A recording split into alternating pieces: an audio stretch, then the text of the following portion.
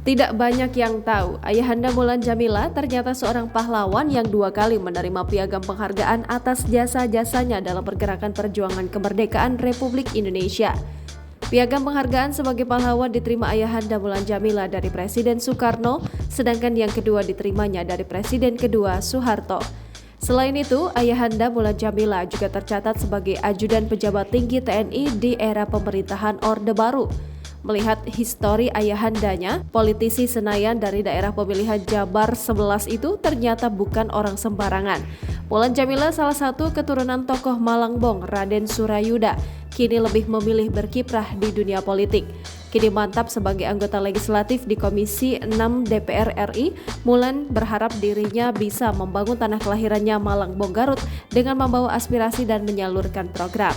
Tidak hanya itu, di kota Ladu Malangbong inilah Mulan Jameela mulai merintis karirnya sebagai penyanyi. Bahkan sejak duduk di bangku SD, dia dikenal aktif bernyanyi.